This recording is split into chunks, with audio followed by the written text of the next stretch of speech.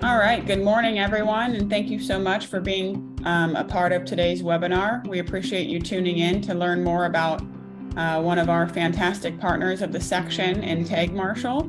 They've been a partner now for just over 5 years, and it's been tremendous to work with them and learn more about their technology and how it helps courses in our area. Today we have Pat Doyle from the Quarry.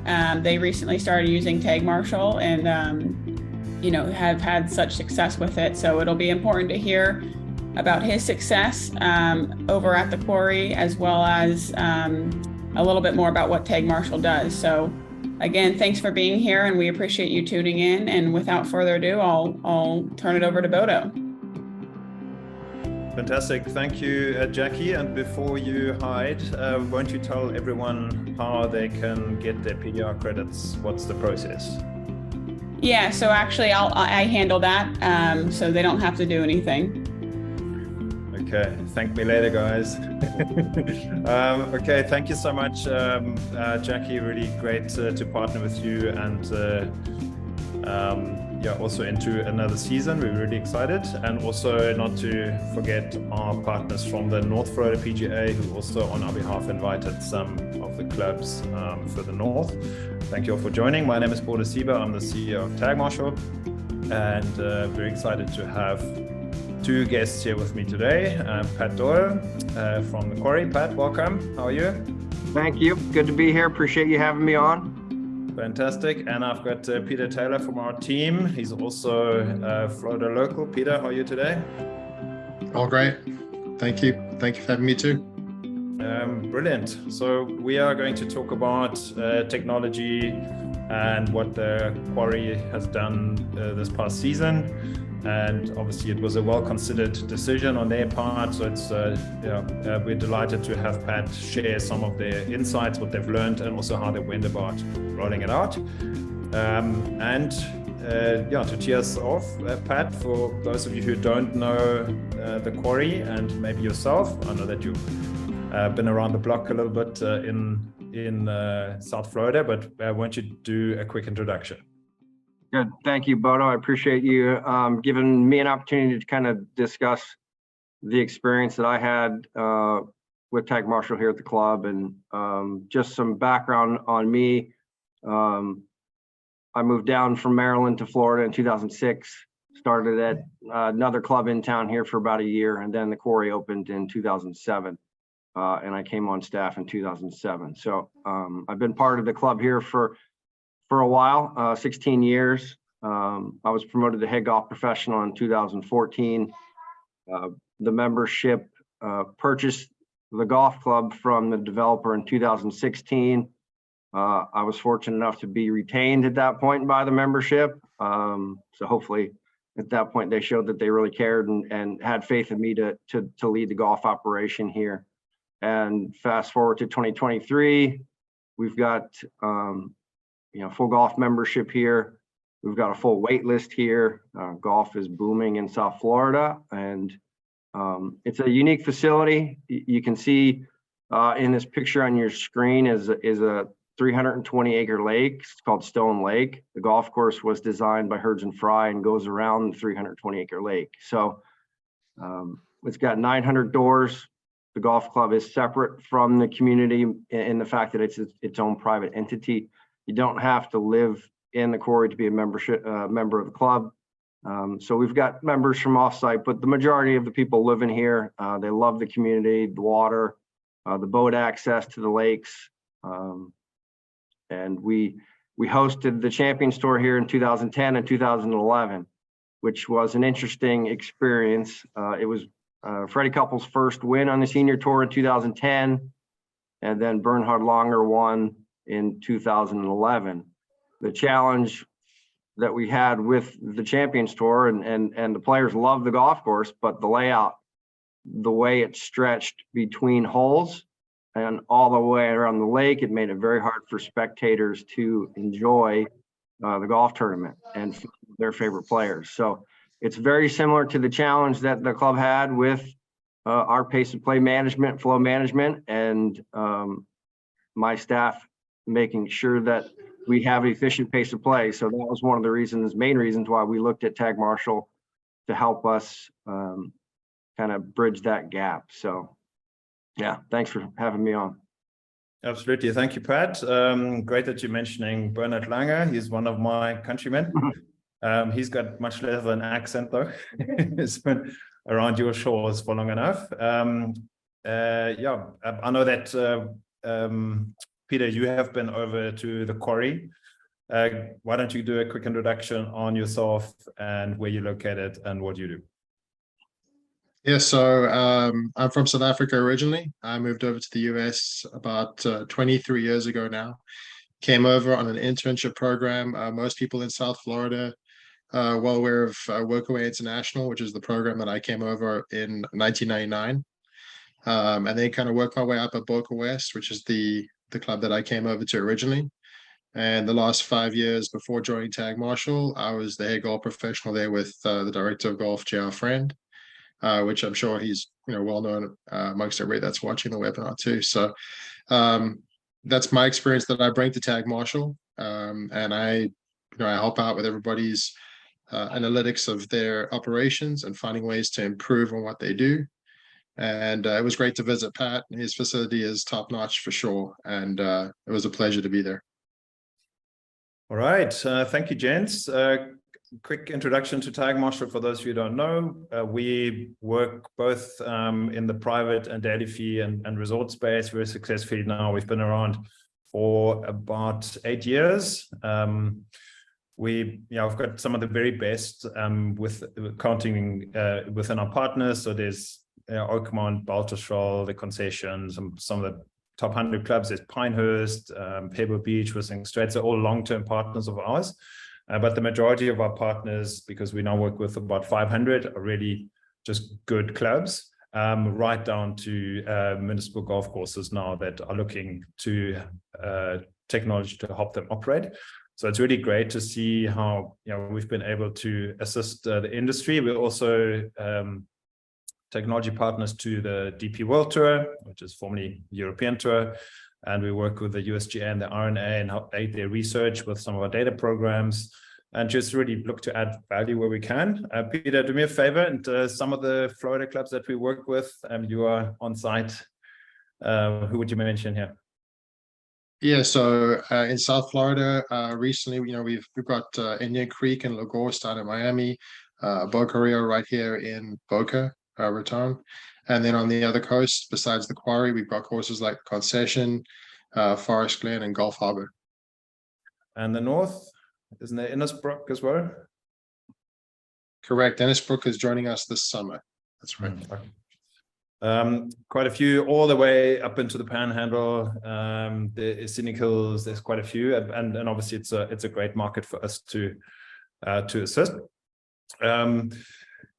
Let's get back to Pat. You've obviously been around the block and have looked after many hundreds of thousands of golf rounds, and also hopefully, and you mentioned earlier, you've done some tours and played internationally too. From what you've learned, if you're looking at this list here: course design, course conditioning, clubhouse amenities, pace and flow of play, playing partners in my group, accessibility, tee times availability, cost and value, what would you say are the top 3 and why? And I'm also going to launch a poll for our audience. Maybe you guys have an opinion too. Pat, take it away. Top 3, I mean, obviously they're all important, right? But some of them are more important than others. Personally, I'd say for me, I think course conditioning should be number 1. When I go play and the greens are good, I always remember that it's a good golf course. If the greens are bad, that's my takeaway. The other one is pace of play and flow, right? So I think they're the most important that kind of make or break your round of golf. For clubs in Southwest Florida, private clubs, the members know what they're getting, right? They know the conditions are going to be fantastic. For them, it's primarily pace of play because they're playing the same golf course pretty much day in, day out. During our seasonal months, they pretty much play with the same people, right? So pace and flow primarily. So. And probably also regular talking points, right? When it comes to feedback. Correct.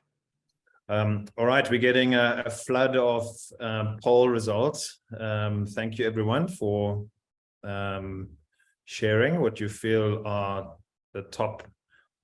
Let me just share that so you can all see. So our audience is saying pace and flow of play, course conditioning, and accessibility, tee times availability as top factors. I was going to hide this away again. Here we go.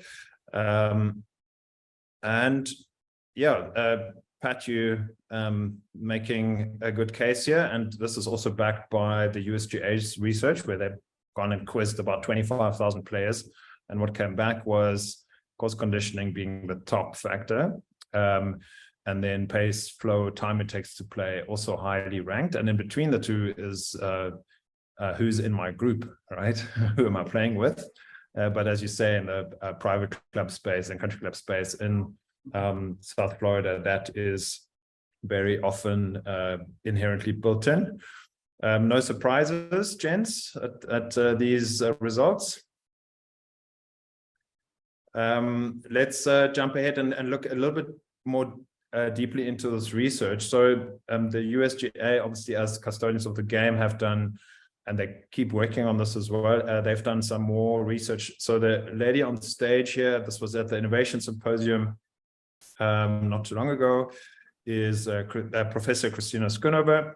She's at the University of Wisconsin, where they do a golf management module, but she's a specialist in the customer experience field, but she's also part of the management team up at Erin Hills golf course. You remember them hosting the US Open 2017, where Brooks Koepka won.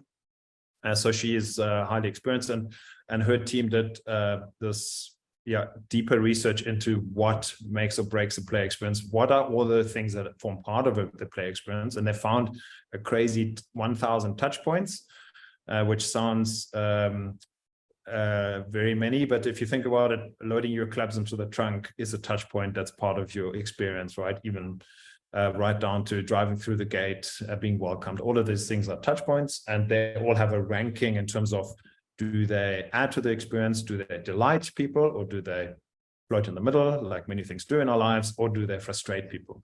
And what they found is that this pace topic that we've just learned 74% of players are saying is very important, ranks in an extremely polar way.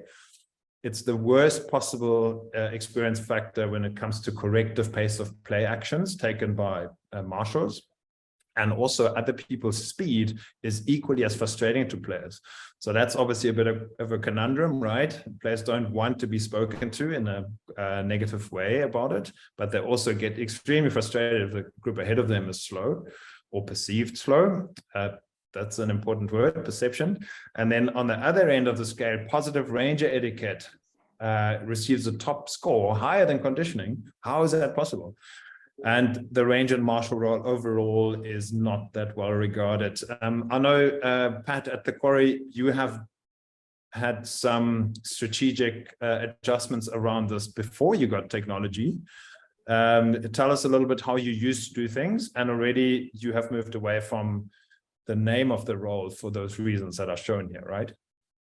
Yeah, correct. I mean, the individuals that we hire for marshals, rangers, are typically retired folk that only want to work a couple days a week because they get golf privileges with it. It's a minimum wage job, so we're just looking for people that are positive, that are outgoing and non-confrontational to a degree in their delivery and their tact when speaking to other players.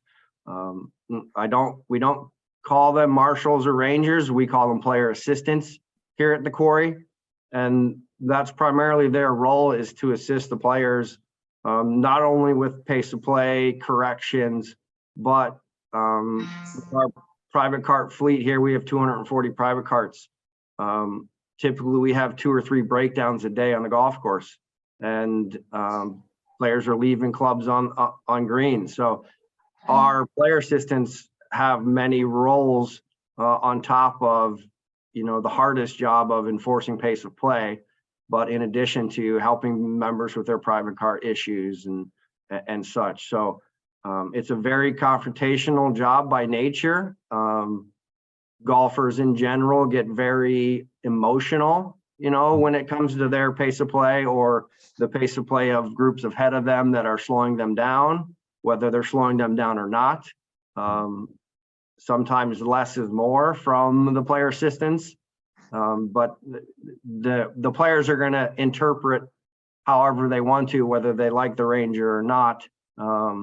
And typically, Peter knows this, they're going to come in and tell the golf staff after if it was a bad experience. We'll definitely hear about the bad experience. Rarely do we hear about the good experiences. So it's a difficult role, but it's something that you need to have. I don't like going to play golf courses that don't have player assistants or rangers or marshals. I don't know how they get away with it. I really don't.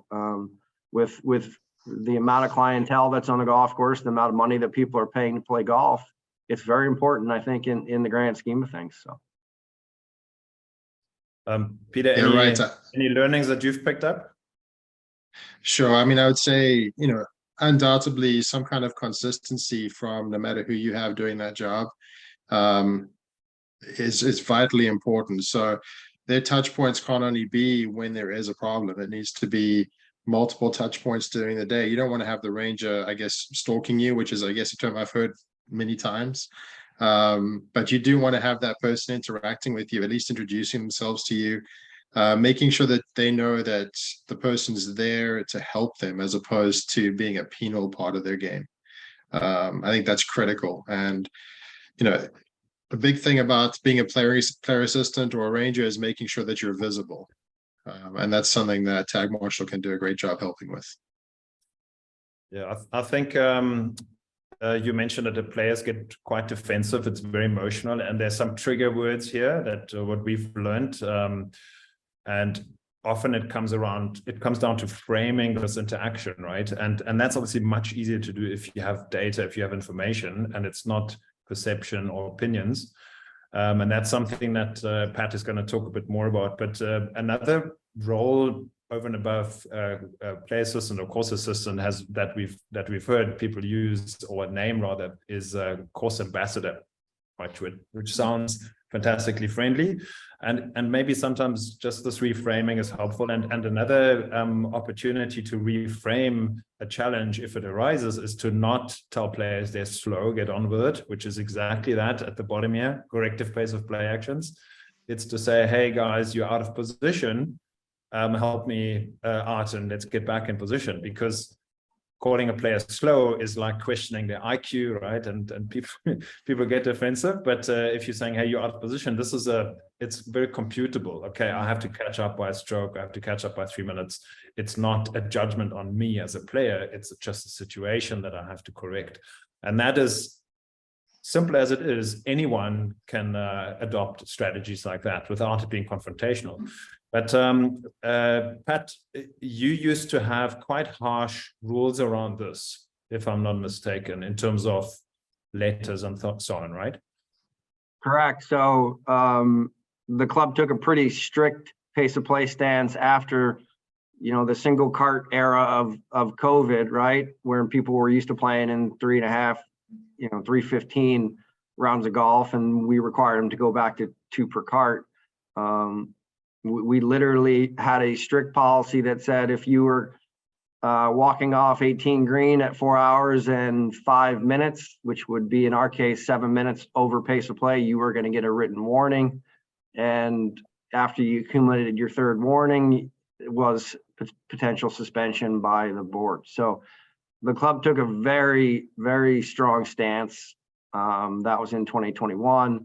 And then 2022 is when we started looking at GPS to help facilitate better pace and be less aggressive with pace of play. So yeah, so we have seen this quite often where it is basically out of desperation almost. We need to get on top of this problem, right? So let's put the rules down and enforce them. But a lot of the clubs at the moment, they have data to help. They actually do not have to resort to this level of confrontation policing anymore. And it really changes the culture within the organization, which is a win for everybody.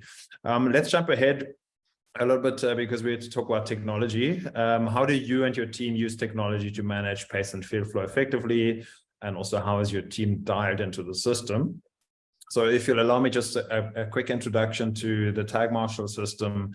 So we have a number of technology options on the front end that in the cart space here, we have a super bright 8-inch screen. That's our GPS offering. Then we have a tracker that gets hidden away in the cart.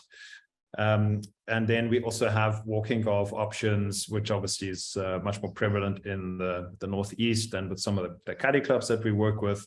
But there are enough golf courses that do both, right? They're saying, well, cart golf is great, but we also allow walkers, so we can bring the two together. And because we are agnostic, we can literally install in any golf cart there is. And we've obviously got thousands of installs in the big brand golf carts. So this was probably something that helped the Quarry make a decision too. Just to conclude quickly, so these units, they all send data to our system, and our system then processes that data and serves it back to the various people that are dialed into it at the course. So that's management. There can even be a big screen TV with a live map on in the clubhouse. And then obviously there's this live management portion with the on-course assistants dialed in, but there's also a back end of data that helps make better decisions and just tune things and look for improvement. You can think of it like a Waze or Google Maps of course traffic management, if you will.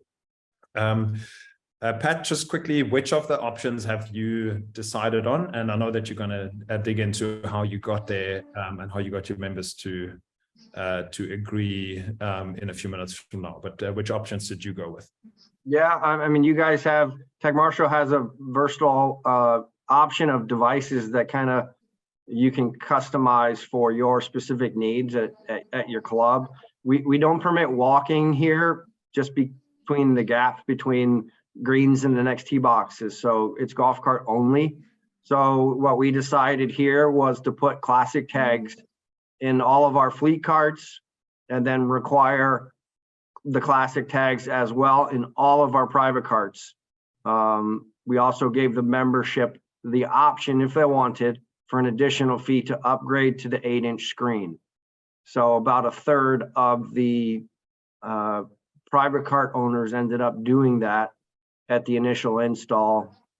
And I believe our plan is this fall is to offer that again to those members that didn't do it the first time with the private cart. And I expect probably another third to come on board with the screen because of it's a lot better of a color display. The other tag sits under the battery. It's not visible. It's a passive device. So the more people that have the screen in their private cart, the better off the operation is for me because it shows their pace of play directly on the screen. So it adds to the self-management, which obviously helps the players be compliant.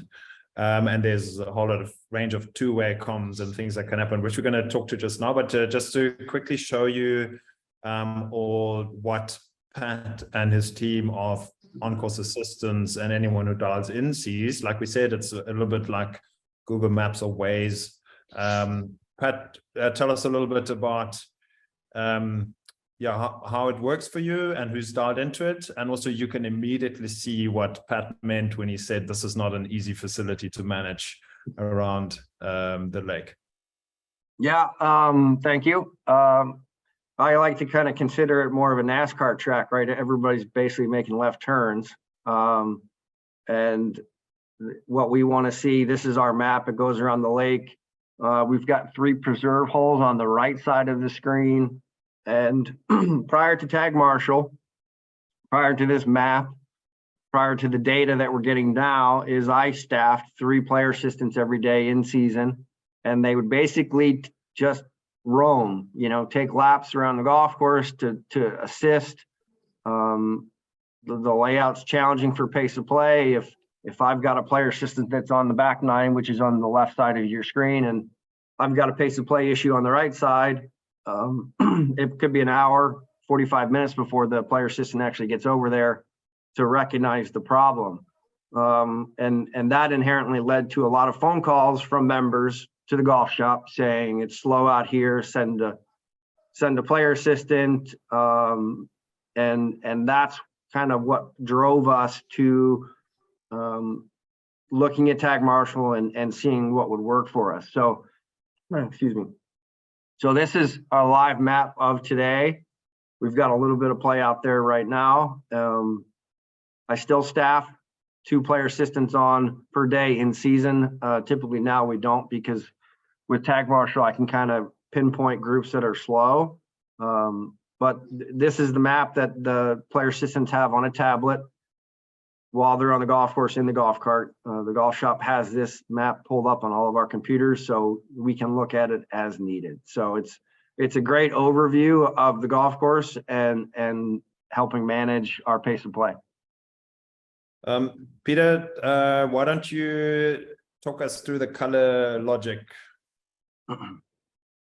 Sure. So, I mean, the colors are kind of self-explanatory. Green would be on time. Purple or magenta is going to be a group that's a delayer. They're slowing play down.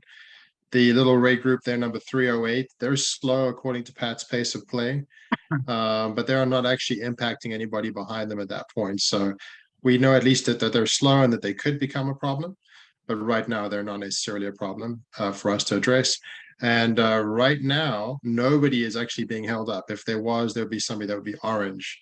And then those are the groups that you're going to be getting phone calls from if you're a golf professional. And they're the ones you're going to be hearing from after you're around. You know, what's interesting on this map too, at the bottom there, you can see 2 slightly different icons, number 61 and 59.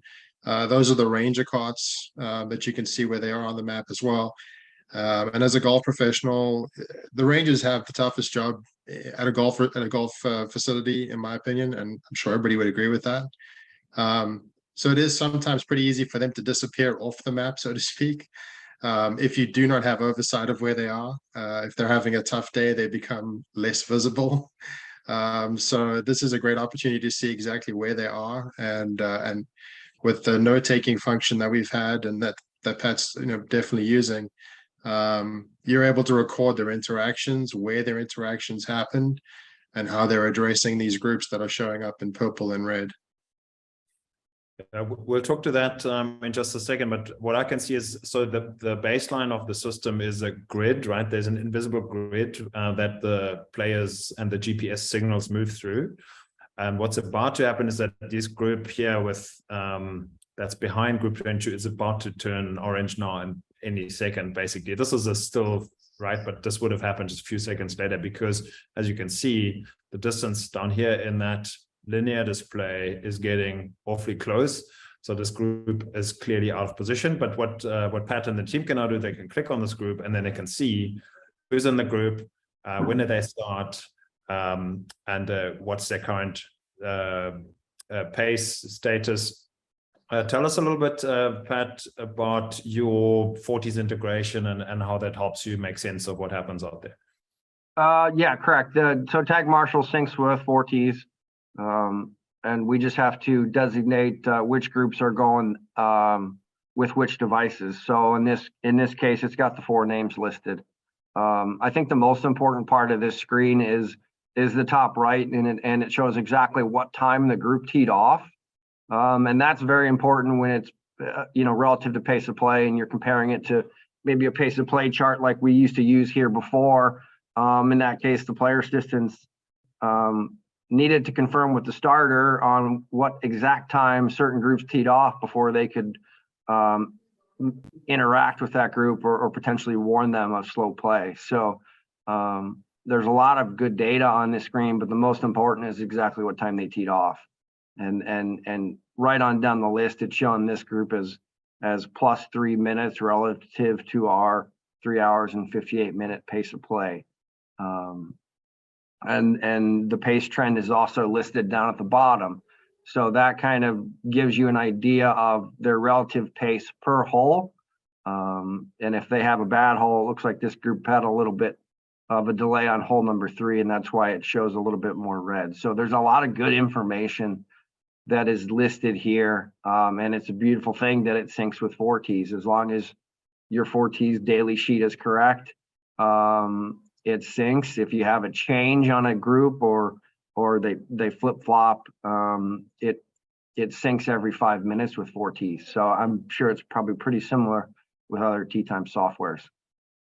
Yeah, so it confirming it is. So we now have integrations with about 15 or so, and they in the private club space in particular, what's of interest is that over time you can build player profiles, right? And then where very often at a private club there's this murmurs about, well, we all know who the slow guys are, right? Why don't we just talk to them? Well, if you have over the course of a month or over the course of the season, you have a profile on each player and their groupings and which ones work, which ones don't. That's when you can really make considered decisions around how can we help these players be more compliant, or do we really need to say, hey, please won't you consider playing the later tee time so you don't get in the way. If you want to take it slow, no problem, just don't tee up at 8. So all of those things become more facts-based. Peter, from your side, the interactions, obviously it's important to have positive interactions and also track those. Like as a manager, I want to know that my team is out there doing their job and they're interacting. But how does it help to have, especially the pace interventions tracked? So, I mean, what's great about the system is that, those interactions don't have to be necessarily all negative. As we know, visibility is a big feature of having a ranger out there or a player assistant out there. And you are able to set some goals for your individual staff members as far as how many times you want to make sure that they interact with groups. So it would give you a layer of accountability on the back end for staff that you really don't have any direct oversight with, which is a huge bonus for a golf professional. Those interactions are recorded, and then they have the ability to record a note with them. And in the event of a particularly prickly group that you're dealing with, you'll be able to record that information and reference that to the golf professional when they do need to come out and have a more serious conversation, if they're going to be the ones that are going to be putting a very penal action in place.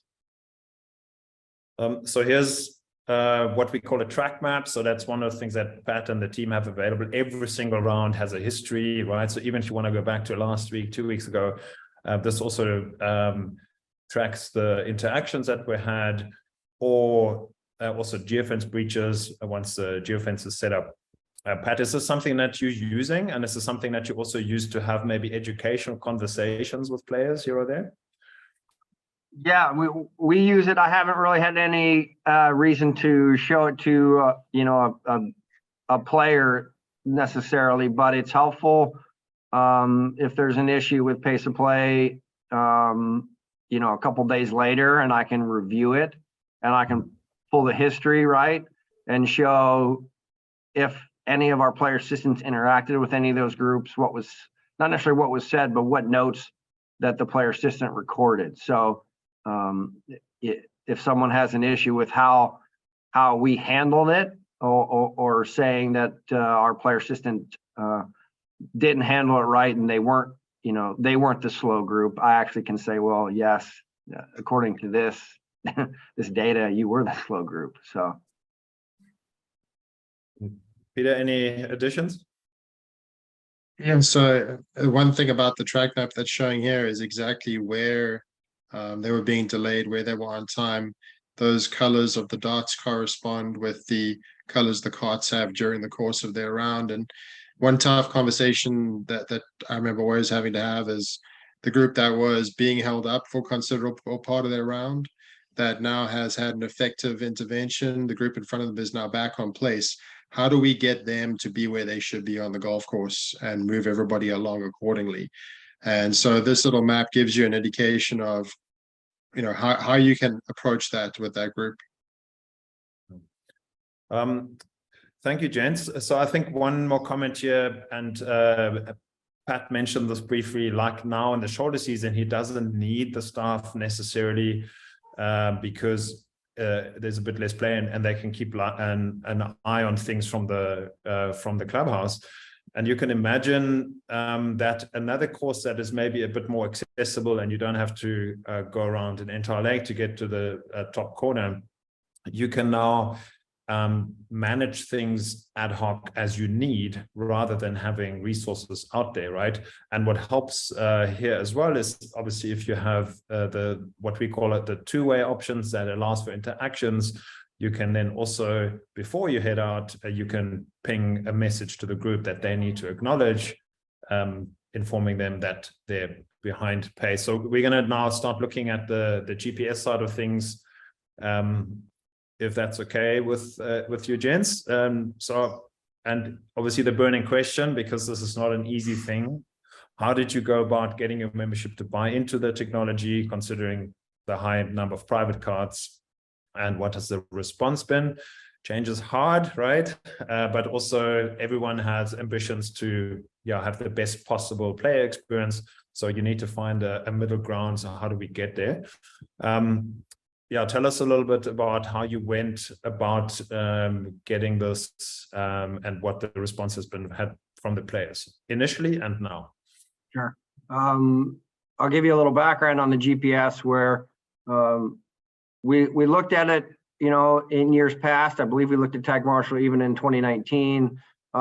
Decided at that point, was when we were researching a new fleet. We were looking at all the fleet vendors and their GPSs as well. And at the time, 2019, we decided, it wasn't cost efficient, decided not to do it. And then fast forward to 2022, 2021, 2022, with our strict pace of pay policy and the fact that the club felt it was very important. Our golf committee asked us to revisit it, pull some information, and they signed off on Tag Marshall, and they signed, the board of directors agreed with the recommendation of the golf committee. So from that standpoint, those were the members that agreed to go forward with Tag Marshall. The entire membership was not polled. They were not really in on the discussion. It was more from an operational standpoint and whether it was cost efficient and whether this would be a positive value added scenario to the golf experience. And I was adamant that it would be, and it was great that the golf committee and the board both agreed that this was something that we could move forward with. The problem for us is the 240 private carts. So more than 2/3 of our members have their own golf cart, and visibility, the data, it just wasn't there. And that's where Tag Marshall was kind of a no-brainer for us. From the member side, right, there was we basically announced that we were partnering with Tag Marshall going into this past season. So that email communication went out to the members, I believe sometime in August, saying, this is what we're going to do. If you have a private cart, you're going to be required to get a GPS tag in your golf cart. The fleet carts were all going to get installed. So there was some bad blood there, because not only were we telling them that they needed to do it, but we needed someone to pay for it. And who else is going to pay for it but the owners of the club, the members. So their concerns were, one was cost, because they had to pay for it. Another major concern was privacy, right? Personal property. I don't want you putting a low jack on my golf cart. And the third was the perception of slow play, right? The fact that the majority of the membership plays fast. And we had a few comments that, well, you guys know who the slow players are. There's only 4 or 5. And why is the club paying for this software when we only have 4 or 5 people that are slow? And that's not necessarily accurate, but all in all, it's about how you can improve your golf operation, how you can improve the member experience. And this system was going to do that, because it decreases the reaction time for slow play, because our player systems know exactly where the slow play issues are. They can head them off. Cost wise, we increased our trail plan for those members with a private cart to offset the cost of the device. We increased our member cart fee for those members that don't have a private cart, a couple dollars to offset the price.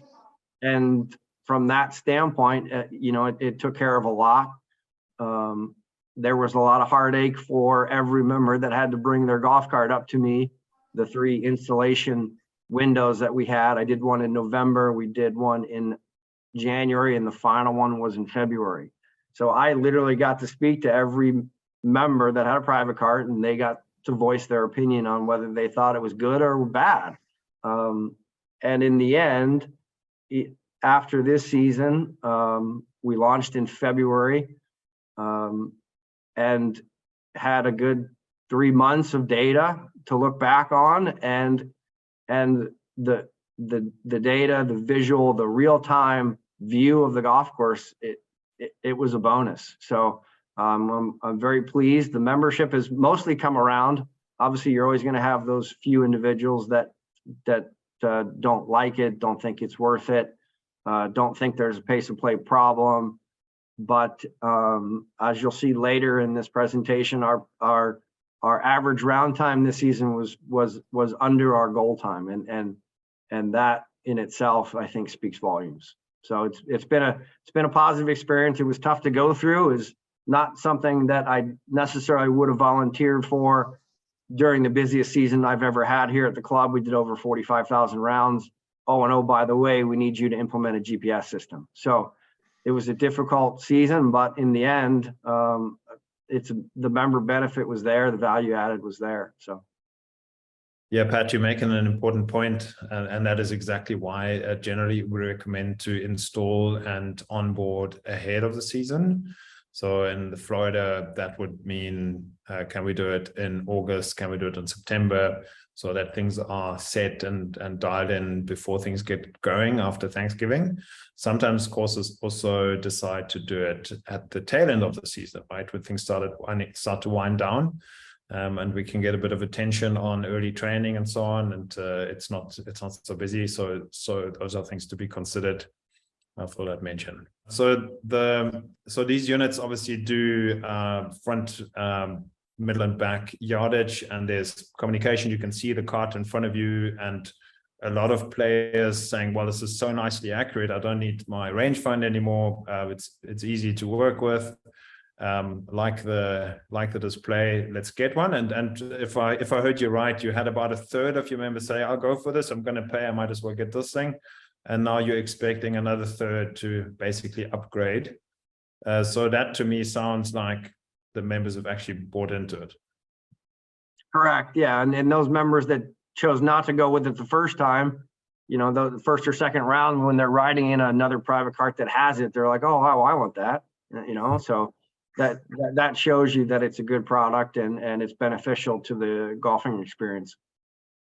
So just one comment here. So that pace status where Peter explained the colors earlier, that is what shows on the screen here. So the players are constantly aware, and if they go over a certain threshold, it pings them with the message, which we'll look at just now. Maybe one additional point to consider is how did you get the buy-in ultimately from your committee side? Like, what was the clincher that said, okay, now we've looked at it for a number of years, but now it's time to go ahead? That's a good question. I think the recommendation from myself, from our general manager, from the certain individuals on the golf committee that have a high golf IQ, right? That can really see that there is an added benefit here. Cost wise, it wasn't astronomical like I think it was when we looked at it in 2019. So there were a few variables that said, you know what, I'd like to have some GPS in my golf cart. Sure, why not? And I think that was the clinching moment, was when the golf committee said this can really help us, and I think the staff recommending it added to that. So last question on this point, Pat. One of the concerns is privacy, and now you've got Big Brother watching, but you worked out that's actually not so much of an issue, right? How did you get around that? Correct.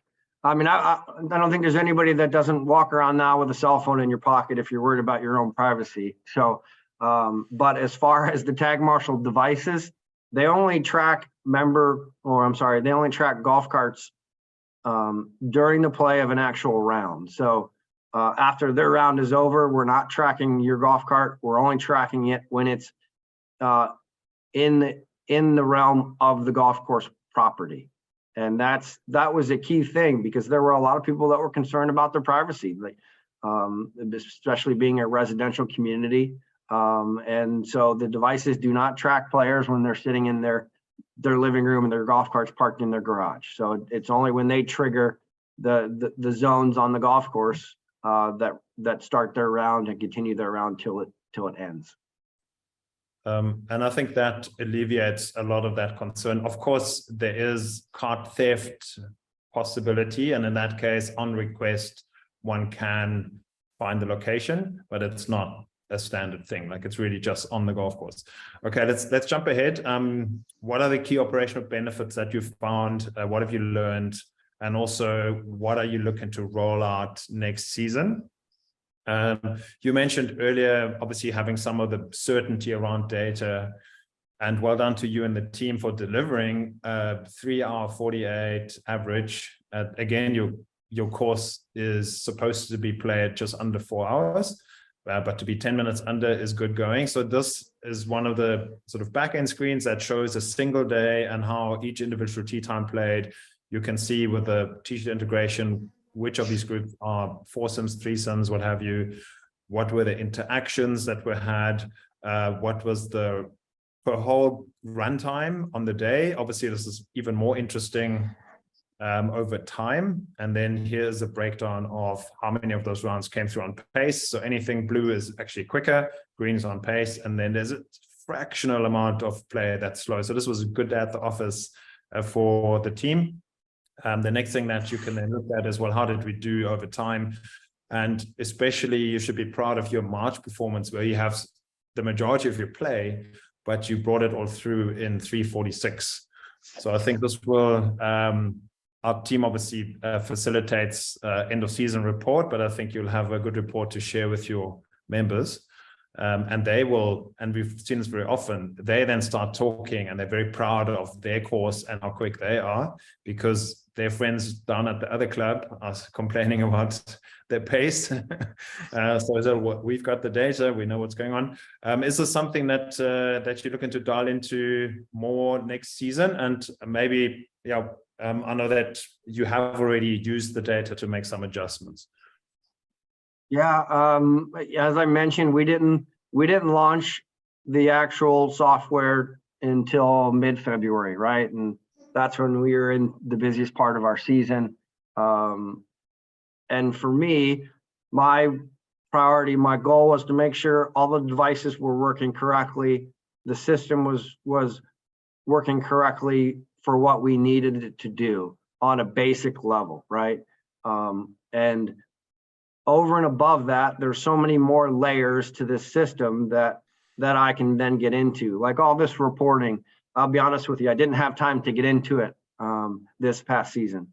My main goal was on a day-to-day basis to make sure that there wasn't slow play and that the system was working correctly, and it was. And that's where the beauty of the system and the quick reaction times that my staff can then make with slow play issues, having the 8-inch displays and some of the private carts showing their relative pace, all of this combined to an increased perception of improved pace of play, right? So the vibe around the club was up, they're really cracking down, they got this GPS now, we got to make sure we play faster or play according to the pace of play given.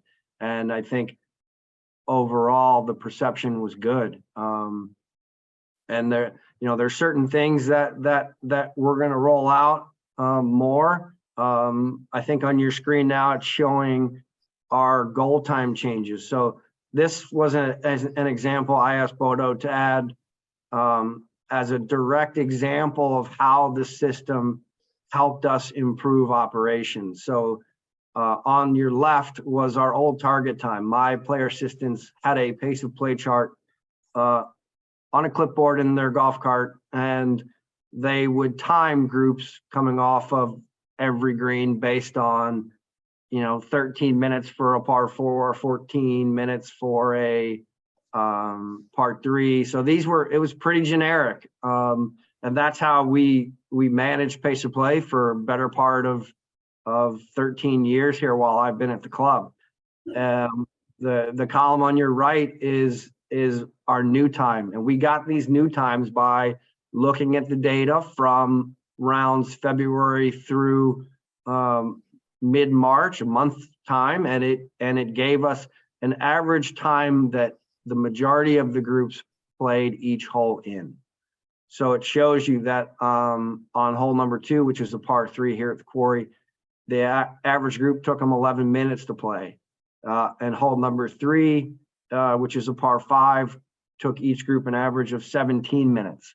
So this gave us the data to then tweak our goal times with Tag Marshall's system to allow these groups more time to play certain holes where it was needed.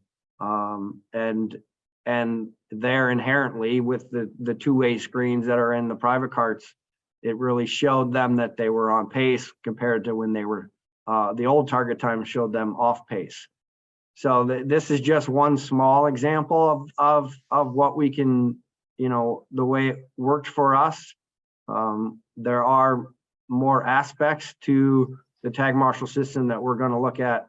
And for me personally, I can't wait to show my golf committee the average round time that we had this past season. So yeah, that'll be one of the successes to report on for certain, and also it's just data, right? So and I think that you'll find more and more buy-in around this, and then how can we get even better, right? I believe one of the things that you want to start dialing in is geofencing for next season, and also with your superintendent potentially getting more on board, you can look at the heat maps and where sort of potential compaction happening, especially at a time of year when things don't grow as well as we're hoping, and through the winter when you do most of your traffic, you need to look after your turf. Is this something that you're looking to learn about and start setting up? correct. And when I mentioned that there's more layers, this is just one more layer, right? And I needed to make sure that the foundation of the system was set up and that my entire staff, my golf staff, had full awareness of how to utilize it and making sure everything was accurate before I handed it over to our golf course superintendent and said, here you go, this is how you do it, right? So there's an education process that I wanted to have on how to set up a geofence, and so that's something that we're going to roll out probably for this coming season. I can sit down with our course superintendent and say, this is what you can utilize, geofencing, right?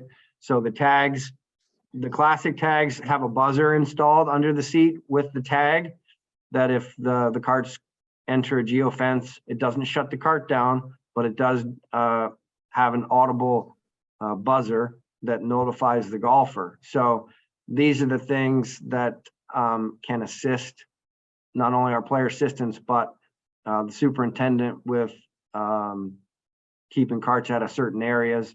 The system also logs when certain carts enter geofenced areas. It logs it. So, if my superintendent Rodney says, we've got one on number 9 currently at the moment, it was just a trial, and he says, can you check to see who's violated it? And I pull the report and it says there's only been one violator. It'll show me whose cart it was, what day and what time it was there. So just one more added layer that we're going to use. Peter, I know that you've helped quite a few courses on board, and also you have the added benefit that you've been on the management end, and that you cannot build Rome in a day, right? So what are some of the learnings that you would impart here in terms of how to roll this out and get buy-in?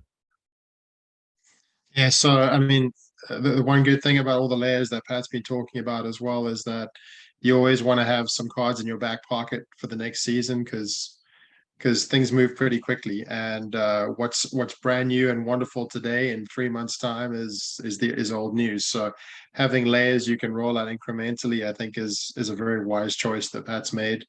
So that's a big deal for him. As far as rolling out geofences, you're going to track those incrementally, so you can put them in some high impact areas to start to get people used to them. And then over time, you can expand either their size or expand how many you have on the golf course. Obviously, when you're playing a golf course that's carts only, you want to keep people out of sensitive areas, but you also don't want to go too crazy and have them feel like everywhere they go, they can't really drive. What's a big deal in this? And as a golf pro, when you go car path only on a day, you have the ability with those geofences to switch them on and switch them off as needed. And that's one of the challenges of having your course go car path only, is how do you get the ranger around to every group and tell them, oh, we're car path only now, or oh, we've just lifted car path only. So having the system in place, it's a click of a button.